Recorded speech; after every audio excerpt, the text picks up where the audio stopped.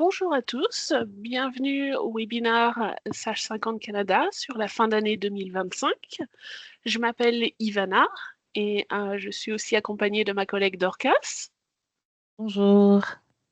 Et donc aujourd'hui, on va vous parler de comment bien préparer votre fin d'année 2025 dans le logiciel Sage 50 Canada. Ce webinaire est enregistré. Si vous êtes enregistré pour accéder au webinaire, vous allez recevoir un courriel après avec l'enregistrement. Si vous n'êtes pas enregistré, il sera posté en ligne d'ici la fin de la semaine. Vous pouvez, durant le webinaire, poser des questions par écrit dans la section Q&A. Dorcas est là pour m'aider directement à vous répondre dans le Q&A et on aura aussi une section questions à la fin de la présentation. Toute question, on n'aura pas eu le temps de répondre durant le webinaire, vous enverrez un courriel avec les réponses. Voilà, alors on va démarrer. De quoi allons-nous parler aujourd'hui? Donc on va préparer à la fin d'année. Donc on va parler de la liste de contrôles à suivre pour préparer la fin d'exercice. On va aussi parler de la liste de contrôles pour clôturer la paye 2025. Je vais vous parler un petit peu du centre de fin d'année de Sage 50 Canada. Et on va ensuite parler de l'installation de la mise à jour 2026 du logiciel avec les meilleures astuces pour réussir votre installation. Je vais vous présenter donc aussi toutes les ressources qui sont à votre disposition en ligne. Et comme je l'ai dit tout à l'heure, on aura une section questions à la fin de la présentation. Alors, comment préparer votre fin d'année dans Sage 50 Canada? Chose à savoir dans un premier temps, c'est qu'il y a vraiment 2 années dans Sage 50. Il y a l'année financière et l'année civile. L'année civile, elle va du 1er janvier au 31 décembre et elle contrôle, en fait, elle est utilisée pour la paye. Tout ce qui est le module de paye est contrôlé par cette année civile. Quand vous démarrez une nouvelle année civile, toutes les informations relatives à votre paye sont remises à zéro. Donc, tous les montants globaux de l'année pour vos employés sont remis à zéro pour démarrer la nouvelle année. Et ça va vraiment que du 1er janvier au 31 décembre. En opposition, l'année financière est différente. L'année financière, chaque entreprise peut avoir ses propres dates. Beaucoup d'entreprises suivent les mêmes dates que l'année civile, donc du 1er janvier au 31 décembre, mais votre année financière peut être différente. Lorsque vous démarrez un nouvel exercice financier, tous les comptes de charges et produits sont automatiquement clôturés et vous allez pouvoir le voir dans les rapports. Par exemple, dans votre bilan, vous verrez que le revenu net est transféré au compte de bénéfices non répartis. Et dans votre rapport d'état des résultats, vous verrez vos comptes de charges et de produits sont remis à zéro. La liste de contrôle pour clôturer l'exercice. Première chose qu'il va falloir faire, c'est vérifier l'intégrité de vos données. Donc c'est quelque chose qui est important de faire à la fin d'année. C'est important de le faire en continu, mais extrêmement important de le faire avant de commencer votre nouvelle année. Comment ça se présente dans Sage 50? Alors, je vais vous présenter le logiciel. Si vous allez dans le logiciel, dans le menu maintenance, vérifiez l'intégrité des données. C'est un menu qui est accessible si vous êtes connecté en tant que sysadmin mono-utilisateur. Quand vous l'ouvrez, vous avez cette fenêtre qui apparaît avec des contrôles, donc le contrôle de total débit versus total crédit, et ensuite des contrôles pour chaque module. Si vous aviez un problème, vous auriez une petite étoile sur la ligne qui pose problème et un petit message en bas qui dit qu'il y a des données incohérentes qui ont été détectées. La première ligne, c'est en fait la ligne la plus importante puisque si quelque chose est mal lu par le logiciel, ça affectera directement le total des débits versus le total des crédits. Comme vous devez le savoir, dans Sage 50, il n'est pas possible de poster une transaction qui ne balance pas. Donc, si vous voyez un problème débit-crédit, c'est qu'il y a quelque chose dans votre logiciel qui est mal lu. Et il va falloir utiliser un outil pour corriger ce problème, pour être sûr que le logiciel relise les informations proprement. Je vais vous présenter cet outil. Donc, quand vous allez dans vos documents, vous pouvez aller directement dans votre disque C, dans le dossier de fichier de programme, et il va falloir en fait localiser votre dossier à stage 2026 ou l'édition que vous utilisez. Vous êtes peut-être toujours dans l'édition 2025. Et ici, ensuite, quand vous êtes dans ce dossier, il va falloir localiser l'outil en question. L'outil s'appelle un utilitaire de données. Donc son nom, son raccourci, en fait, il va falloir juste chercher DBITIL et vous allez avoir en fait ici un petit outil qui va apparaître. Alors ne vous inquiétez pas si je présente un petit peu rapidement. Comme j'ai dit, c'est enregistré et je vais aussi vous montrer comment trouver les articles explicatifs qui détaillent tout cela. Je ne vais pas utiliser l'outil directement ici parce que ça va prendre un petit peu de temps et on est un petit peu limité dans le temps malheureusement. Mais ce qu'il faut faire pour utiliser cet outil correctement, dans un premier temps, dans Stage 50, il va falloir faire une copie de sauvegarde de votre fichier. Toujours faire des copies de sauvegarde. Une fois que votre copie de sauvegarde est faite, vous pourrez fermer votre fichier, ouvrir l'utilitaire, sélectionner toutes les lignes ici, parcourir jusqu'à votre fichier et ensuite cliquer sur OK. Si vous avez un mot de passe sur votre fichier, l'outil vous demandera d'entrer votre mot de passe sysadmin et ensuite vous pourrez juste cliquer sur OK. L'outil vous indiquera que les tâches sont terminées. Vous pourrez juste cliquer sur Fermer et réouvrir votre fichier. Et normalement, ça corrigera votre problème de débit versus crédit. Alors, c'est peut-être un problème que vous avez rencontré déjà précédemment et vous appelez peut-être le service de support pour de l'aide sur cela.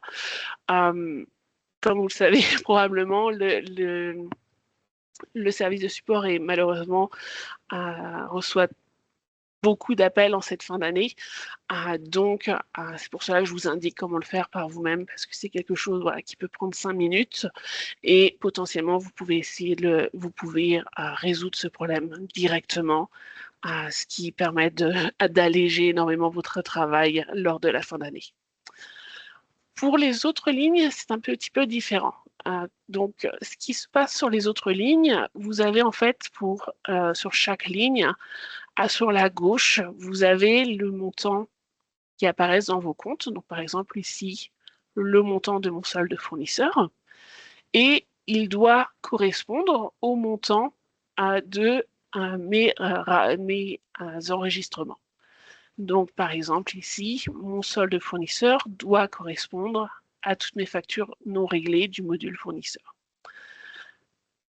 Il se peut qu'il y ait un écart qui soit lié, pareil, à quelque chose qui ne soit pas lu correctement, donc qui est en général lié à un problème débit-crédit, et utiliser l'outil peut aussi résoudre ce type de problème. Ou il est possible que malheureusement une entrée ait été placée dans le système sur le compte fournisseur en dehors du module fournisseur. Donc normalement, pour affecter le solde du compte fournisseur, vous devez soit placer une facture d'achat, soit un paiement. Si vous avez affecté le compte fournisseur différemment, en entrant une entrée dans le journal général, par exemple, ça peut causer un écart puisque lors d'une entrée dans le journal général, les factures ne sont pas affectées.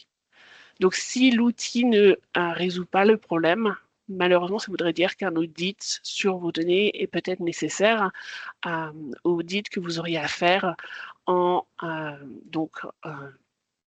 révisant et regardant tous vos rapports. Donc, c'est peut-être quelque chose plus que votre comptable ou un auditeur ferait pour vous.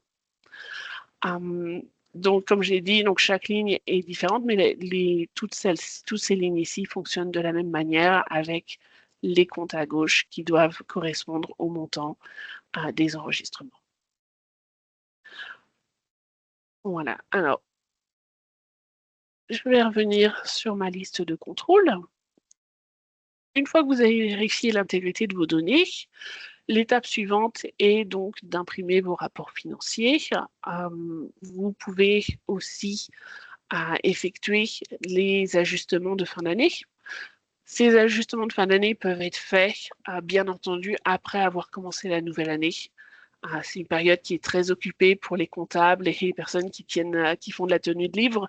Donc, ils ne vont pas forcément avoir le temps de faire des ajustements, de faire les audits avant le début de la nouvelle année. Donc, cette étape peut être faite, bien entendu, après avoir démarré la nouvelle année, puisque le logiciel Sage 50 vous permet de travailler dans l'année courante et une année précédente. En tout cas, ce qu'il va absolument falloir faire, c'est faire une sauvegarde de vos données.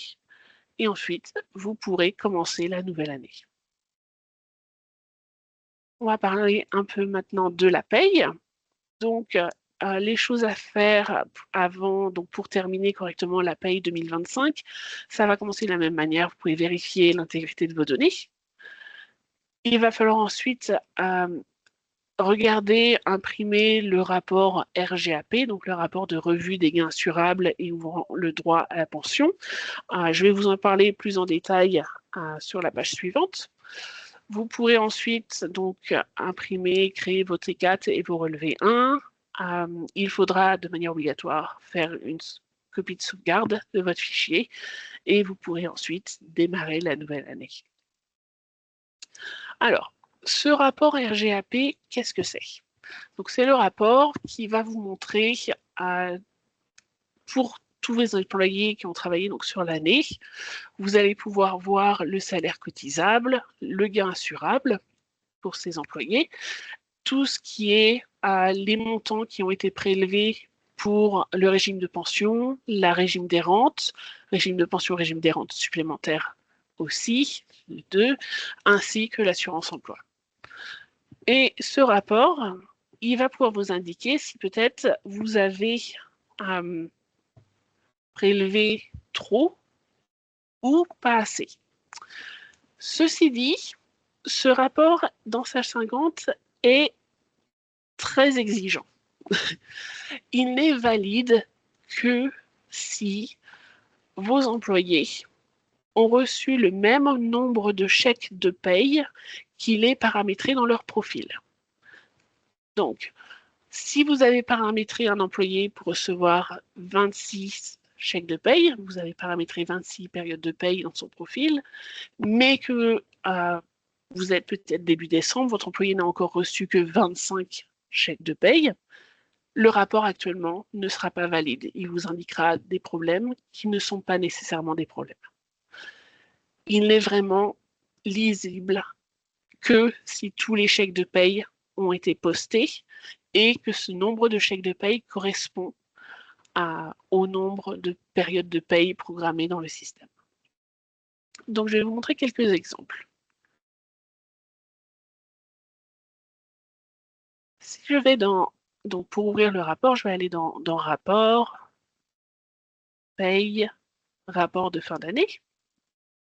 Et donc, je vais pouvoir, j'ai une année, je vais pouvoir ouvrir ce rapport.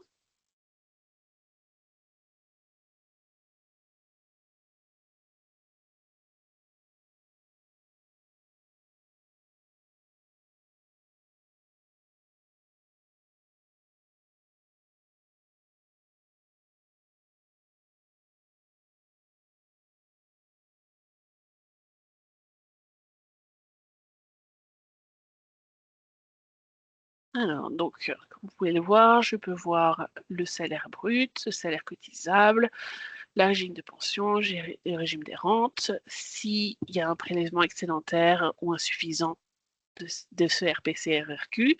Même chose pour RPC2 et RRQ2, et ainsi que pour l'assurance emploi.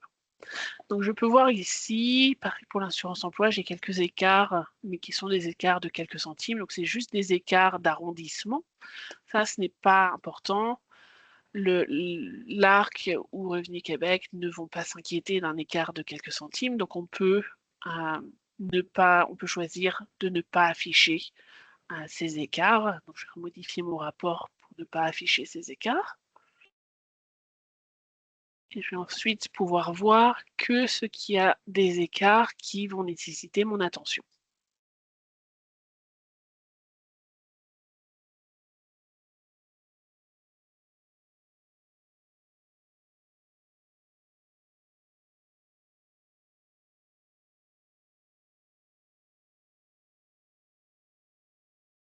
Alors, donc je vois que j'ai 3 employés. Donc, au niveau de l'assurance emploi, ça a l'air correct. Ils n'ont pas payé de RPC2 ou RRQ2. Le problème semble se trouver, et donc j'ai des petites notes qui indiquent ici où je peux aller voir directement quelles notes, qu'est-ce que le système voit qui pose problème. Donc, par exemple, ici, ça m'indique la note 3 et 5. Donc, j'ai un problème au niveau du RPC ou du RRQ. Et 5, il y a un problème avec le nombre de chèques de paye. Donc, je peux aller voir plus en détail ce qu'il se passe. Je peux double-cliquer sur le nom de l'employé. Ça va m'ouvrir en fait le rapport de l'employé qui va me montrer tous les chèques de paye que l'employé a reçus lors de l'année 2025.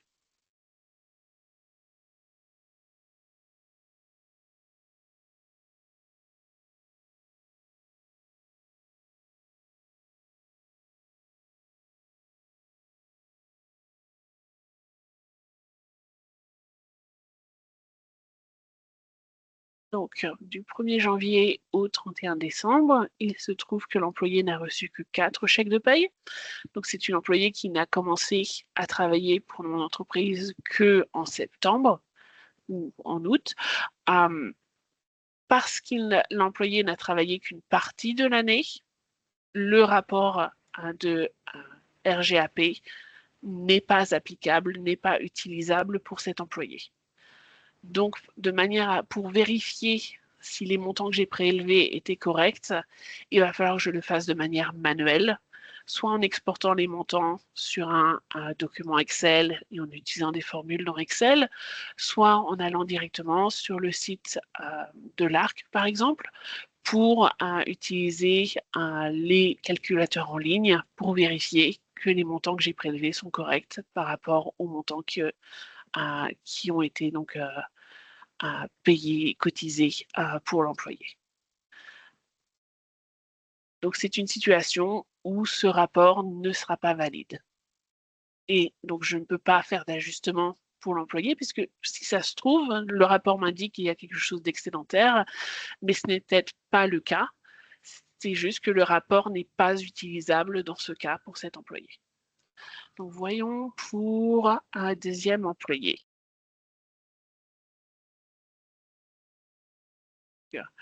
On m'indique une cotisation d'assurance emploi, mais bon, pour 2 centimes, c'est tout à fait correct. Note 3, donc ça m'indique juste au niveau des RPC. Donc j'ai pas d'indication de ce qui a pu se passer. Je vais aller voir ce qui se passe pour cet employé.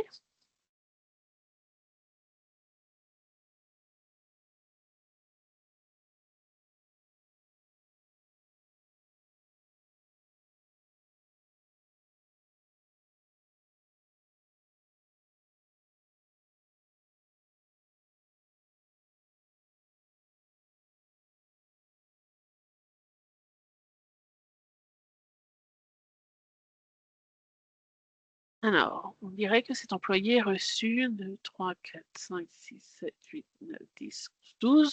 Donc, ils ont reçu 12 chèques de paye cette année. Je vais aller voir s'ils sont bien paramétrés pour avoir 12 périodes de paye. Donc, je vais aller dans leurs informations et revenus. Donc, ils ont bien 12 périodes de paye. Donc, ça, c'est correct. Donc, pourquoi j'ai un problème de prélèvement? Alors, je vais aller voir. Donc, c'est au niveau du RPC. Et je vois que au cours de l'année, l'employé a arrêté de payer un RPC. Donc, soit j'ai peut-être fait un problème, il y a eu un problème, j'ai mal posté, ou il se passe quelque chose pour cet employé. Donc, une des raisons pour lesquelles un employé automatiquement arrêterait de payer le RPC au cours de l'année pourrait être son âge. Et effectivement, c'est ce qui se passe ici. On voit que l'employé a atteint donc 70 ans au cours de l'année. Et donc, le mois suivant, l'employé a arrêté de payer ce RPC. Et donc, dans un cas comme celui-ci, pareil, le logiciel RGAP, malheureusement, ne peut pas être fiable, puisqu'il m'a dit quelque chose d'excédentaire, mais ce n'est pas nécessairement le cas, puisque l'employé n'a pas payé le RPC tout au cours de l'année. Donc pareil, dans un cas comme celui-ci, il faudrait que je fasse une vérification manuelle pour vérifier si le montant prélevé est correct. troisième cas, donc j'ai un troisième employé, donc cotisation RPC, assurance emploi, pareil, quelques centimes pour l'assurance emploi, ça ne pose pas de problème. Voyons pour le RPC. Je vais aller voir sur mon rapport de l'employé.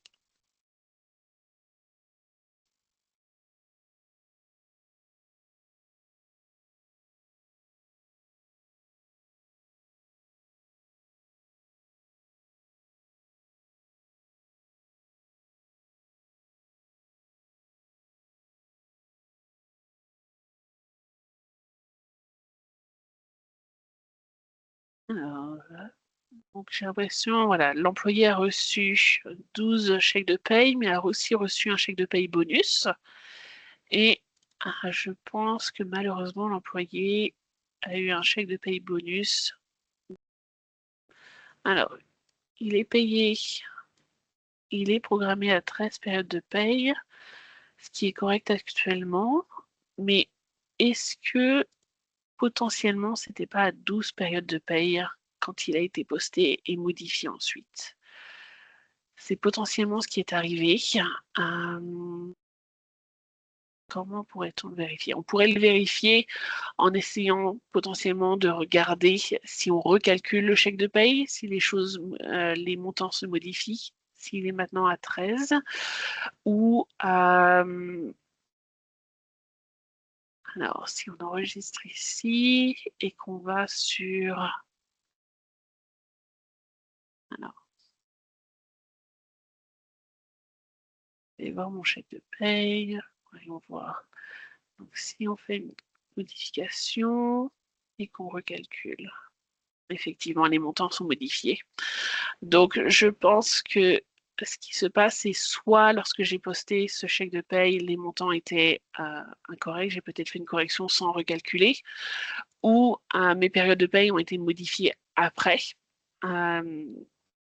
Après que ce chèque de paye bonus ait été posté, parce que les autres employés ont l'air d'être tous à 12 périodes de paye, et seulement cet employé a reçu un bonus, donc c'est peut-être pas été prévu qu'il y ait un bonus. Donc, dans un cas comme celui-ci, c'est pareil, il va falloir recalculer manuellement pour vérifier ce qui aurait été normalement prélevé, et potentiellement, dans ce cas ici, potentiellement faire un ajustement pour si le dernier chèque de paye n'a pas encore été envoyé à l'employé, vous allez potentiellement pouvoir faire un ajustement pour corriger ce problème. Et ensuite recréer un chèque de paye et envoyer le chèque de paye corrigé à l'employé. Cet ajustement, ce n'est pas nécessaire dans le sens où vous allez pouvoir, donc l'employé sera remboursé ou paiera un petit peu plus l'année prochaine. Ce qui va se passer par contre, c'est au niveau de l'ARC ou de Revenu Québec, eux vont vous demander pourquoi vous n'avez pas payé assez. Donc, si vous vous rendez compte qu'il y a des problèmes comme ça, ce qu'il va falloir faire, peut-être, soit vous pouvez ajuster le dernier chèque de paye si vous ne l'avez pas encore envoyé à l'employé, soit il va falloir consulter donc avec un comptable ou directement avec l'ARC ou Revenu Québec qui vont, eux, pouvoir vous indiquer comment fournir cet argent si c'était un prélèvement insuffisant ou comment recevoir un remboursement si vous avez surpayé le RPC ou la régime des rentes. Donc, c'est quelque chose voilà, qu'il va falloir vous pouvez, dans Sage 50, identifier la raison du problème, mais il va falloir travailler avec l'ARC pour que eux vous disent comment réconcilier ce problème ensuite. Si vous avez des questions, n'hésitez pas. Je vous rappelle que la section Q&A est ouverte. N'hésitez pas à envoyer vos questions. Je vais essayer donc d'y répondre à la fin de la présentation. Dorcas est là aussi pour y répondre directement en ligne. Et comme j'ai dit, toutes les questions où on va pouvoir donner une réponse, on vous enverra un courriel d'ici la fin de la semaine pour y répondre. Mais comme vous le voyez, ce rapport, donc beaucoup de raisons pour lesquelles il pourrait indiquer des problèmes. Et ici, sur 3 employés, j'en ai 2 où malheureusement c'est une situation où il n'y a probablement aucun problème, mais c'est juste que le logiciel n'est pas fait pour, ce rapport n'est pas fait pour faire des estimations fiables lorsque le paramétrage a été différent. Si l'employé n'a pas travaillé toute l'année, s'il a arrêté de payer le RPC ou le RRQ au cours de l'année, ou si donc, les périodes de paye étaient incorrectes, ça peut être des choses qui bloquent ce rapport et causent donc ce type de situation. Il va falloir malheureusement enquêter sur chaque employé qui pose un rapport avant de faire un ajustement. Et une nouvelle fois, ce n'est valide que si tous les chèques de paye ont été postés et correspondent au nombre de périodes de paye qui étaient programmées pour l'employé. Alors, je vais revenir sur la présentation. Donc, une fois que vous avez fait toutes ces vérifications, vous pourrez commencer la nouvelle année. Si vous utilisez le module de paye, attention, avant de commencer la nouvelle année, il va falloir bien être sûr d'avoir posté tous les chèques de paye 2025 avant de commencer l'année 2026. Si vous commencez l'année 2026 sans avoir posté les chèques de paye, ce qui va se passer en fait, c'est que toutes les charges sociales, les impôts, ne se calculeront plus automatiquement dans l'année 2025. Il faudra les entrer manuellement. Donc, les calculs automatiques sur les chèques de paye ne se fait que lors de l'année courante. Donc, bien pensez à poster tous vos chèques de paye 2025 avant de commencer la nouvelle année 2026. Si, donc dans tous les cas, pour démarrer la nouvelle année, il va falloir aller dans le menu Maintenance, débuter le nouvel exercice. Si votre exercice est différent de l'année civile, vous allez avoir cette fenêtre ici. Donc vous pourrez choisir, est-ce que vous démarrez la nouvelle année civile ou est-ce que vous démarrez le nouvel exercice. Vous aurez le choix entre les deux. A contrario, si votre exercice est identique à l'année civile, si votre exercice va du 1er janvier au 31 décembre, vous n'aurez qu'une fenêtre qui démarrera les 2 années en même temps. Donc, vous aurez l'exercice et l'année civile qui démarreront avec la même manipulation. Donc, lorsque vous serez sur cette fenêtre, donc le système vous demandera si vous voulez faire une copie de sauvegarde. Une nouvelle fois, faites toujours une sauvegarde. Et vous pourrez ensuite donc cliquer sur OK pour démarrer le nouvel exercice et la nouvelle année civile. Une nouvelle fois, les deux commenceront en même temps. Vous n'avez pas besoin de retourner sur cette page. Si vous retournez sur cette page et le faites une nouvelle fois, vous allez vous retrouver en 2027. Et là, donc, du coup, il faudra récupérer votre copie de sauvegarde, la restaurer pour être sûr d'être dans la bonne année. Donc, si votre exercice a les mêmes dates que les civils, ne faites cette manipulation qu'une seule fois.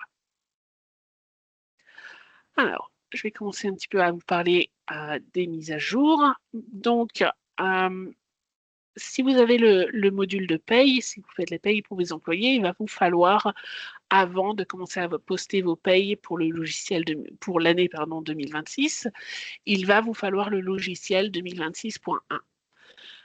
Donc, c'est ce logiciel, cette version du logiciel 2026.1 qui aura les nouvelles tables de taxes pour 2026, ainsi que les nouvelles exigences pour les T4, les relevés 1, les T4A, les T5018.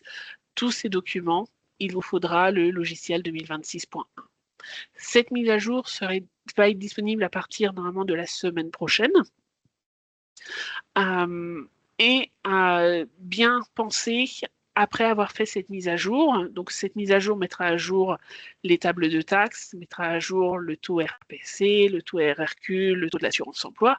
Par contre, bien avant de poster vos premiers chèques de paye 2026, vous devrez bien manuellement mettre à jour vos crédits d'impôt des employés. Et vous pouvez le faire rapidement dans le logiciel. Si vous allez dans le menu Maintenance, mettre à jour le crédit d'impôt des employés. Quand vous aurez la version 2026.1, vous aurez le taux ici à partir du 1er janvier 2026 et vous pourrez donc sélectionner vos employés et actualiser le montant personnel de base. Ça mettra à jour cette colonne pour tout le monde. Pareil au niveau du taux provincial. Vous pourrez cliquer ici, choisir pour chaque province si vous avez des employés dans différentes provinces et donc tout sélectionner, actualiser.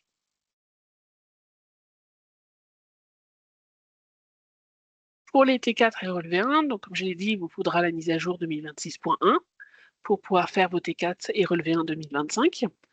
Donc, petit rappel, Sage 50 vous permet de créer un fichier électronique, un fichier XML que vous pouvez téléverser sur le site de l'ARC et de Revenu Québec.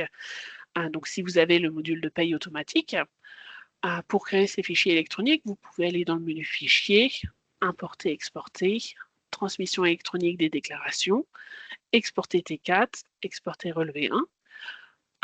Donc, Sage 50 va créer un fichier XML qui va s'enregistrer sur votre ordinateur et ensuite, vous pourrez aller sur le site du gouvernement pour téléverser ces documents. Donc, il faudra que vous y allez vous-même vous connecter au site du gouvernement pour faire ces téléversements. Et pour rappel, donc, les gouvernements demandent, si vous avez plus de 5 employés, de faire ces téléversements de manière électronique. Si vous les envoyez par la poste, malheureusement, il y aura des frais qui sont applicables de la part du gouvernement. Alors, je vous donne beaucoup d'informations et malheureusement, je dois aller un peu rapidement parce qu'on est limité dans le temps. Mais donc, Sage a mis en place un centre de fin d'année qui regroupe toutes les informations que je vous donne et bien plus. Donc, je vais vous guider à la fin de la présentation pour vous montrer comment y accéder. Mais c'est vraiment une des ressources qui va être... C'est la ressource qui va être la plus importante pour vous en cette fin d'année, puisque vous avez toutes les informations. Donc, vous aurez des articles sur tout ce que vous avez rencontré lors de la fin d'année, toutes les listes de contrôle, des formations, les liens pour les mises à jour, tout va être disponible et regroupé sur cette page Internet. Alors, je vais ensuite, donc maintenant, vous parler de l'installation de la mise à jour 2026.0. Il est possible que vous ayez déjà cette mise à jour, elle est disponible depuis le mois de novembre. Si vous n'avez pas la mise à jour, si vous êtes toujours en 2025.2, je vous recommande d'installer cette mise à jour puisque c'est la mise à jour, en fait c'est la mise à jour complète du logiciel qui demande un peu plus de temps dans l'année. C'est la mise à jour la plus lourde de l'année. Si vous avez un serveur, votre serveur va devoir être mis à jour pour installer cette version. Donc, ça prend un peu plus de temps. Et si vous utilisez donc, le module de paye, c'est une mise à jour. Il faudra absolument que vous soyez sous le logiciel 2026, 2026.1 spécifiquement, pour pouvoir faire vos chèques de paye en 2026. Et donc, c'est une mise à jour qui sera à faire avant le 1er janvier.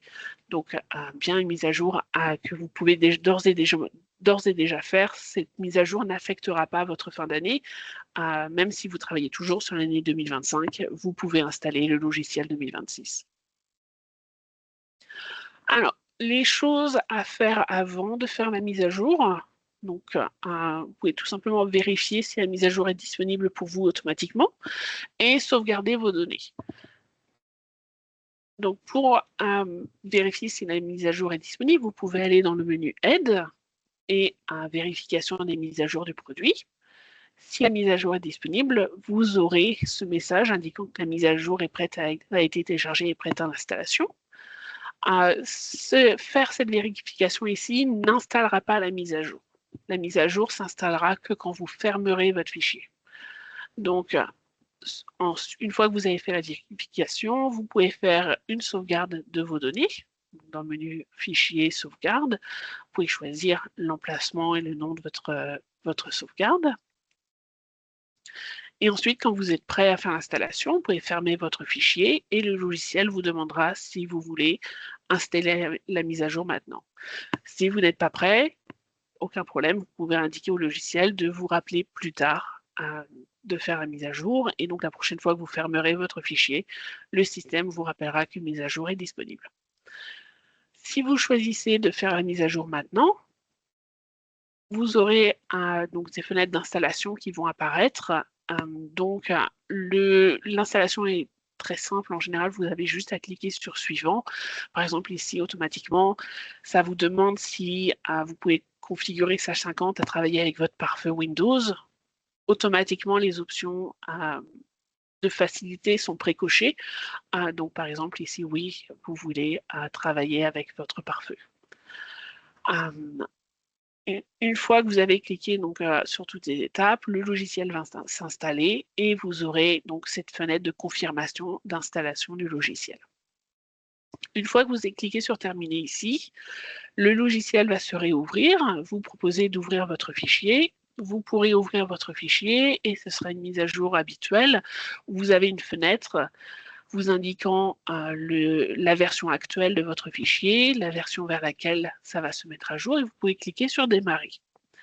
Certains d'entre vous vont avoir une fenêtre supplémentaire qui apparaîtra après avoir cliqué sur Démarrer, qui vous demandera en fait de confirmer, je suis désolée, le message est en anglais ici, donc ça vous demandera de confirmer si vous êtes bien le propriétaire des données du fichier que vous ouvrez. Donc c'est en fait une vérification, une sécurité au niveau des connexions infonuagiques des fichiers. Chaque fichier connecté au nuage doit avoir un propriétaire des données. Ce propriétaire des données a une adresse courriel qui est associée à un compte Sage, un numéro de compte qui apparaîtra ici. Et donc, en fait, vous devrez confirmer si oui, vous êtes le propriétaire des données ou sinon, vous n'êtes pas le propriétaire des données. Donc, c'est une situation, par exemple, si vous êtes le comptable et que vous ouvrez le fichier de votre client, est-ce que c'est vous qui êtes le propriétaire des données ou est-ce que c'est votre client? Dans les deux cas, donc si c'est oui, c'est vous qui êtes propriétaire, vous pouvez juste garder cette option oui et cliquer sur mise à jour. Le fichier s'ouvrira, les mises à jour sera complètement faite. Si ce n'est pas vous, vous pouvez simplement cliquer sur non, me demander plus tard, et quand votre client ouvrira le fichier de son côté, ça lui redemandera cette fenêtre ici. Dans les deux cas, que vous cliquez sur oui ou sur non, le fichier s'ouvrira. Vous ne serez pas bloqué, vous pourrez travailler sur le fichier. C'est vraiment une sécurité en arrière-plan si vous utilisez des services infonuagiques. Donc par exemple, si vous voulez utiliser la nouvelle option qui est disponible avec le logiciel 2026, qui est inclus avec tous les plans de service Pro, Premium, enfin Pro, Supérieur et Quantum, qui est la capture de documents par IA. Donc c'est une option qui est inclue dans tous les plans de service. Il vous faut faire cette sécurité. Donc j'ai dit que tout le monde n'aurait pas nécessairement cette fenêtre parce que beaucoup de personnes ont déjà fait ceci lors de l'année 2025. Juste, certains fichiers n'ont pas eu cette mise à jour et donc il y a juste une fenêtre d'avertissement pour cette mise à jour. Une nouvelle fois, cela ne vous empêchera pas d'ouvrir le fichier. Que vous cliquez oui ou non, votre fichier s'ouvrira et sera mis à jour sous 2026. Alors, je vais maintenant vous parler des ressources. Lorsque vous installez le logiciel, donc vous avez le nouvel icône du logiciel qui apparaît sur votre bureau, mais vous avez aussi un icône qui amène vers le site internet ressources de Sage. Si vous n'avez pas cette icône, vous pouvez chercher directement le site internet ou vous pouvez y accéder directement depuis le logiciel. Donc je vais l'ouvrir depuis le logiciel. Si je vais dans Aide, soutien de Sage, centre de ressources.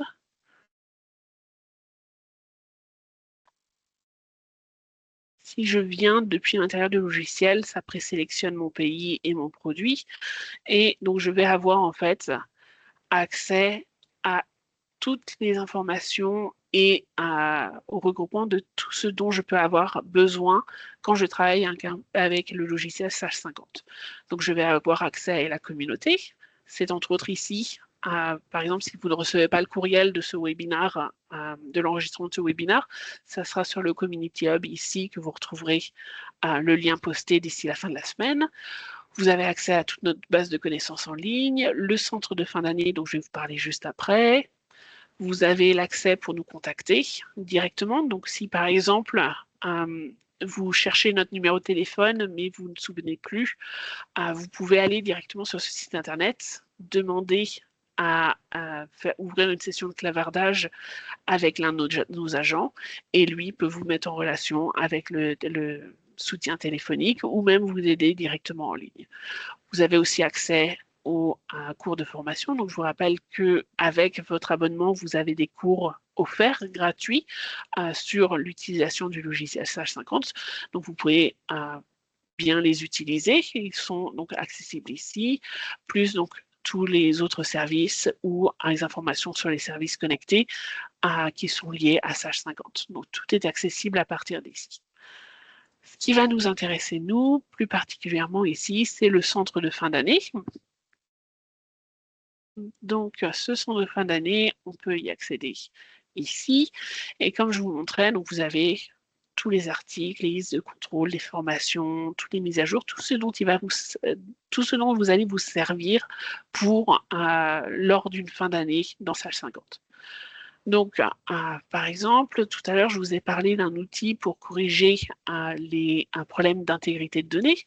Donc, si j'allais dans les activités de fin d'année, donc, vous voyez, on a des articles sur absolument toutes les activités qu'il peut y avoir. Et si on va dans les messages communs, je vois ici le problème que je vous ai montré, s'il y a des données incohérentes qui ont été décelées.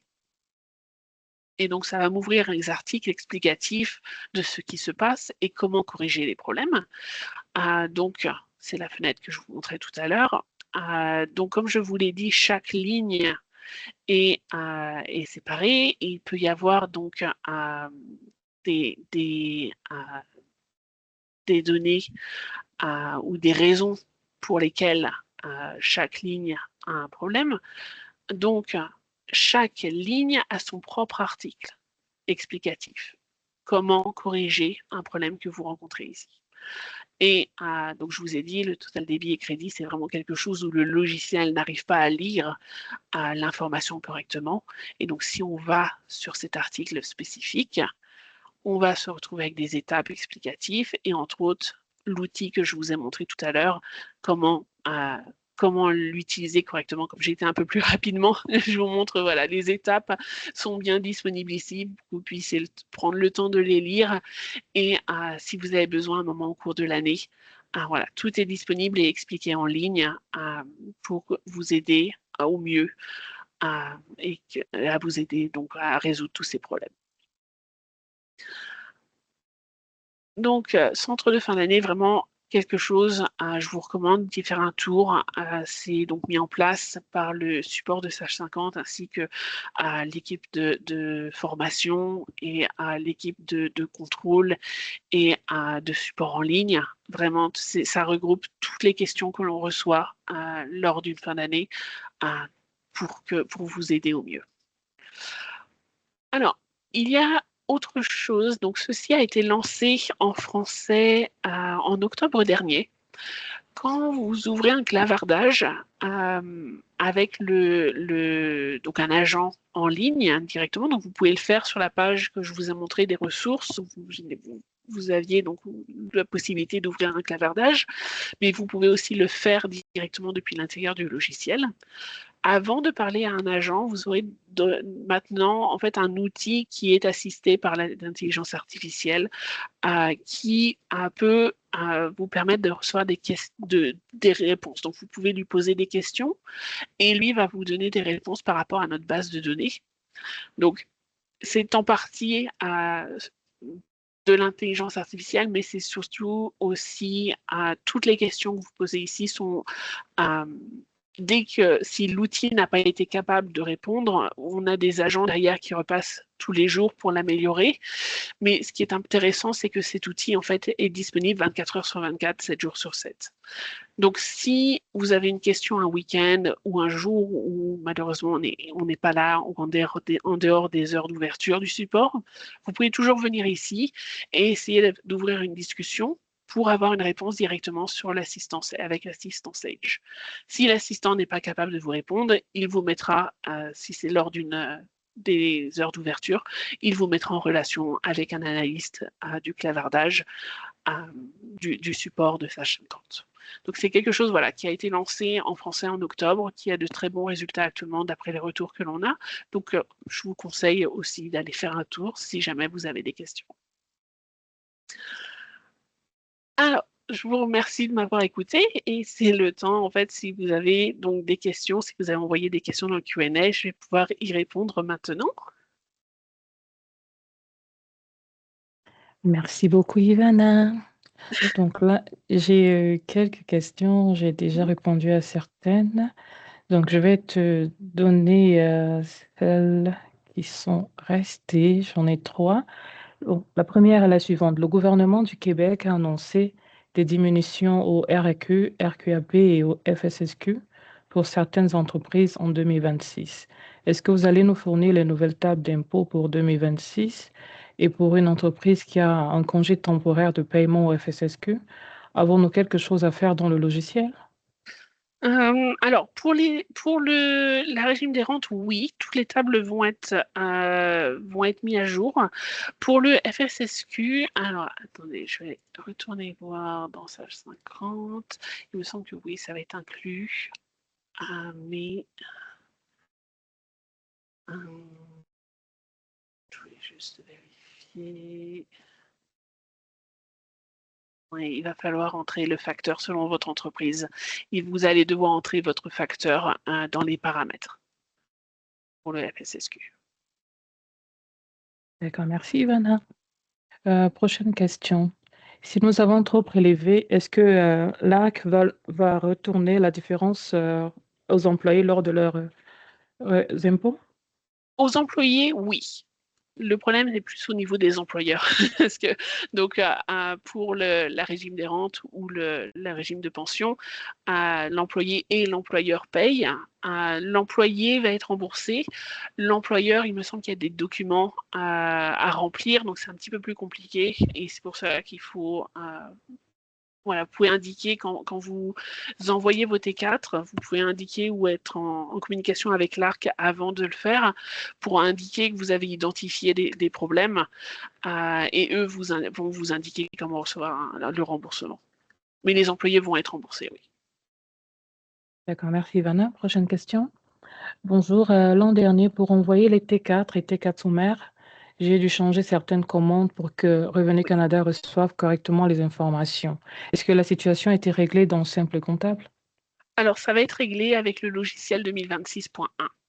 Donc, il s'est trouvé l'année dernière que malheureusement, l'ARC a fait des modifications au 13 janvier, ce qui était un peu tardif pour Sage 50 pour faire les modifications comme c'est un logiciel desktop. Il a besoin d'un moment pour faire la mise à jour. Donc, on avait sorti un petit outil à utiliser sur les fichiers T4, T5018 et T4A pour pouvoir corriger ce problème. Tout cela va être donc corrigé avec le logiciel 2026.1 et on est en discussion avec l'ARC directement pour bien tester que les fichiers vont être acceptés sans problème.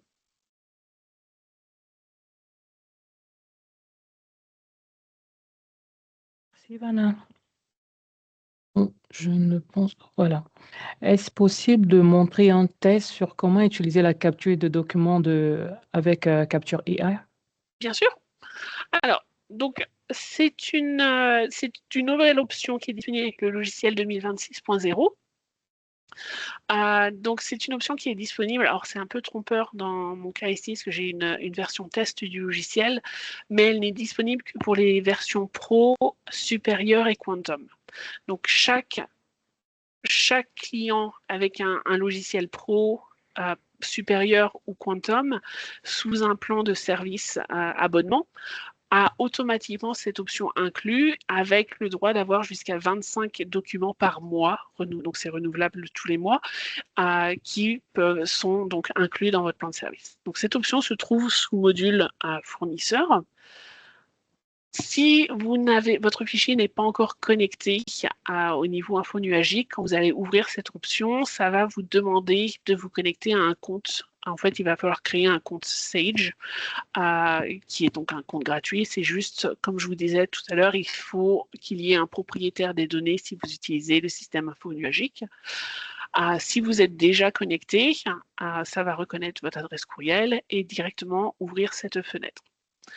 Et ce que cette fenêtre permet de faire, c'est de directement téléverser des reçus que vous avez reçus de fournisseurs, des factures.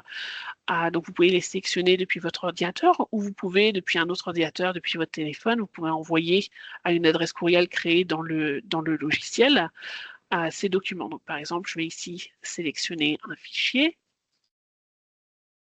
Donc, c'est une facture que j'ai. Je vais télécharger le fichier.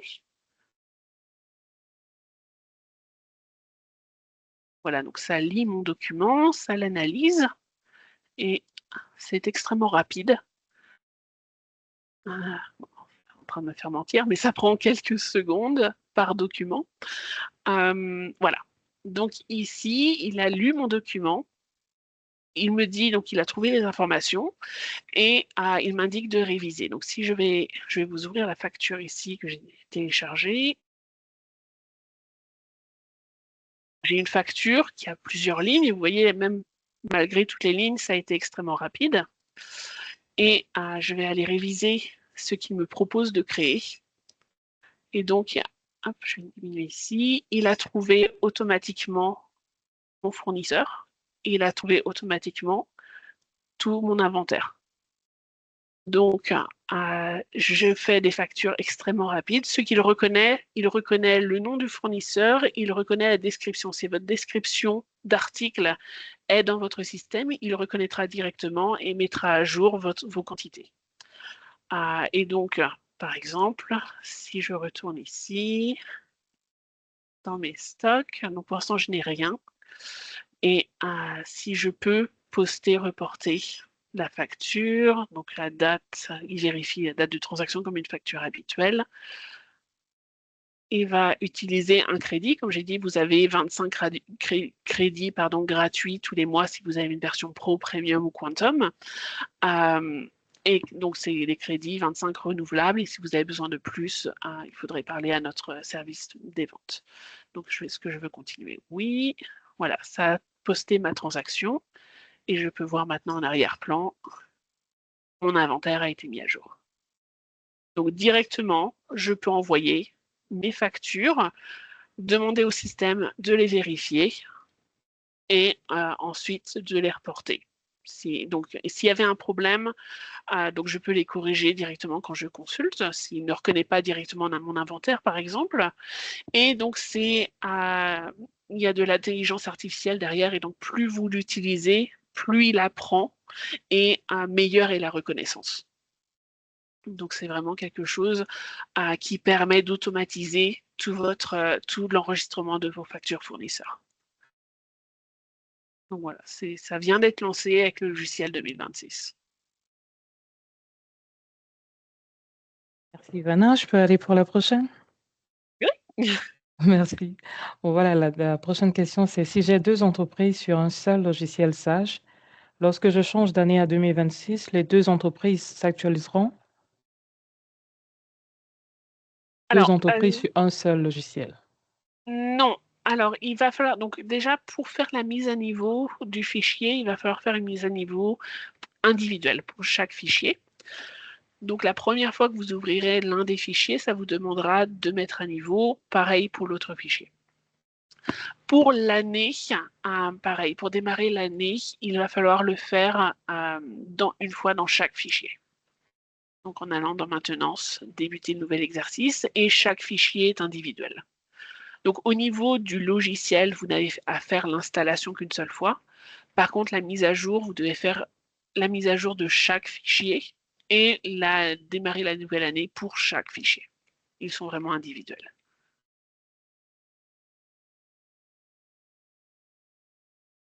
Ivana, prochaine question, si je peux.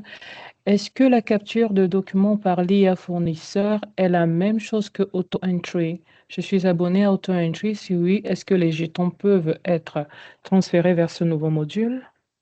Alors, non, les jetons ne peuvent pas être transférés. Donc, c'est un peu la même chose qu'AutoEntry au niveau des factures et des reçus. AutoEntry est un peu plus complet puisqu'il vous permet aussi de scanner vos relevés bancaires pour créer des transactions. Ce que cette option ici de capture de documents n'est pas capable de faire. Cette option ici est vraiment que pour les reçus, les notes de crédit, les factures. AutoEntry est un peu plus complet.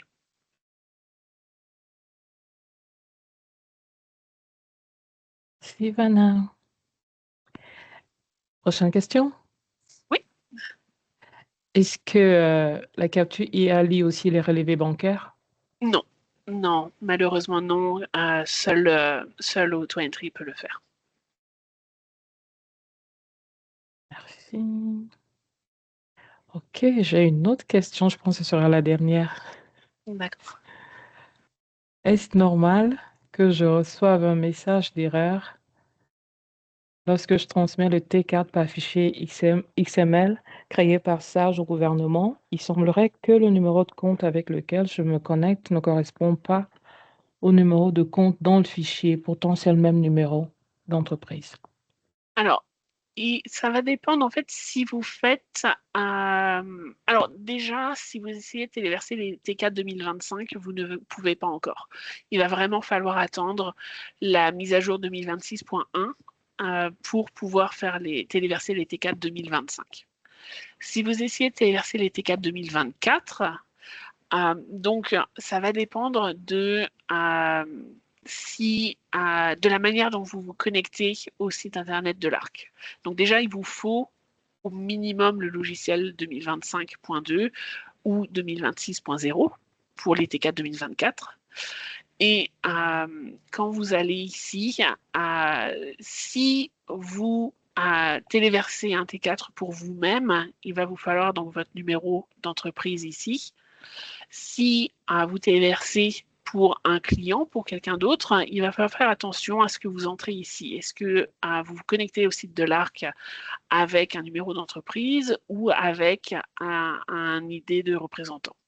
Et c'est ce qui va être important de vérifier. Donc, sur notre site internet, on a, donc si je retourne ici, on va avoir au niveau du téléversement des T4 des problèmes rencontrés. Ça va se retrouver ici pour en fait ces problèmes ici. Si ça peut attendre, ce que je vous conseille, c'est d'attendre le logiciel 2026.1, comme je l'ai dit, qui devrait être disponible la semaine prochaine, puisque c'est celui-là qui corrige tous vos problèmes et que vous allez pouvoir téléverser correctement vos T4 sans aucun message d'erreur, si les T4 sont corrects, sans aucun message d'erreur du site de l'ARC.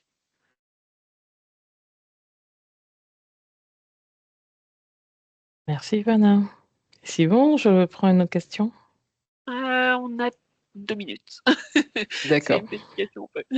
Oui, juste une petite question. Elle voudrait savoir, un employé a reçu un nouveau numéro NAS ce mois. Dois-je le changer dans son fichier d'employé maintenant ou attendre l'année prochaine? Un numéro d'assurance.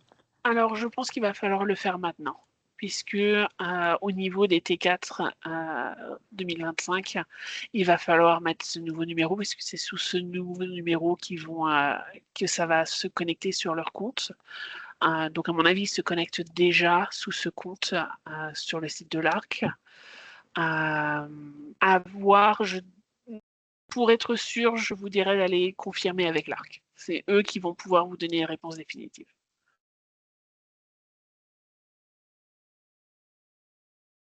Sylvana, j'en ai terminé. D'accord, très bien. Je vous remercie d'être venu à ce webinaire et je vous souhaite une très bonne fin de journée. Bye. Bye.